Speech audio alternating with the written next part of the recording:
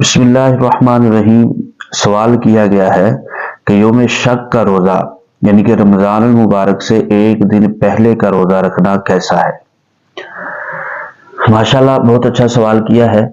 یہ سوال بہت سارے احباب کے ذہن میں ہوتا ہے۔ یوم شک کا روزہ، سلامی کا روزہ، استقبال رمضان کا روزہ، 29 شعبان کا روزہ، رمضان المبارک سے ایک دن پہلے کا روزہ، رمضان المبارک سے ایک یا دو دن پہلے روزہ رکھنا، یہ تمام احکامات کیسے ہیں، ان کا حکم کیا ہے؟ سب سے پہلے یہ سمجھیے کہ یوم شک کا روزہ کسے کہتے ہیں؟ یوم شک کا روزہ کہتے ہیں کہ آدمی شک کے اندر ہے، یہ رمضان کا روزہ ہے یا یعنی کہ چاند نظر آیا ہے یا نہیں چاند نظر آیا ہے، شک کی بنیاد پر روزہ رکھا جاتا ہے۔ دوسرا سلامی کا روزہ یعنی کہ رمضان کو سلام پیش کی جاتی ہے۔ تیسرا استقبال رمضان کا روزہ کہ رمضان کا استقبال کیا جا رہا ہے روزے کے ذریعے سے۔ تو یہ تمام جو چیزیں ہیں ان سے اللہ کے رسول صلی اللہ علیہ وسلم نے منع فرمایا ہے۔ یوم شک کے روزے سے بھی منع فرمایا ہے۔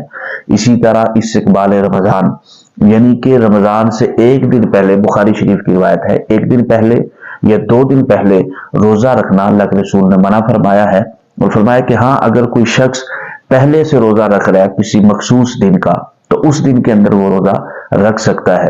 جیسے کوئی سوار کا روزہ رکھتا ہے اور منگل کو رمضان ہے تو وہ سوار کو رکھ سکتا ہے۔ اسی طرح کوئی جمعرات کا روزہ رکھتا ہے، جمعے کو رمضان ہے، وہ پہلے سے رکھتا آ رہا ہے تو اس دن وہ روزہ رکھ سکتا ہے۔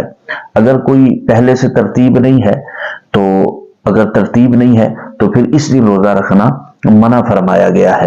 استقبال رمضان کا روزہ یہ بھی تمام اسی کے اندر آ گئے کہ استقبال رمضان کا روزہ بھی اسی کے اندر آ گیا، اور اسی طرح نصف شعبان کے بعد ویسے بھی روزہ رکھنے سے منع فرمایا گیا ہے، کیونکہ اگر پہلے سے یہ روزے رکھنا شروع ہو جائے تو اس کی قوت جو ہے وہ کمزور پڑ جائے گی، اور پہلے سے کہیں کوئی عارضہ لاحق نہ ہو جائے، پہلے سے کوئی پریشانی لاحق نہ ہو جائے، اس لیے اپنے آپ کو رمضان کے لیے یہ تیار رکھے، رمضان کے روزے رکھنے کے لیے۔ باقی اگر کوئی جیسے آپ صلی اللہ علیہ وسلم شعبان میں اکثر روزہ رکھا کرتے تھے، تو ویسے اگر کوئی اس نیت سے روزے رکھ رہا ہے تو اس میں کوئی حرج نہیں ہے، وہ رکھ سکتا ہے، لیکن رمضان سے ایک یا دو دن پہلے روزہ جو ہے ان کو چھوڑ دینا چاہیے، تاکہ رمضان کی اہمیت اور شعبان کی اہمیت جو ہے وہ واضح رہے۔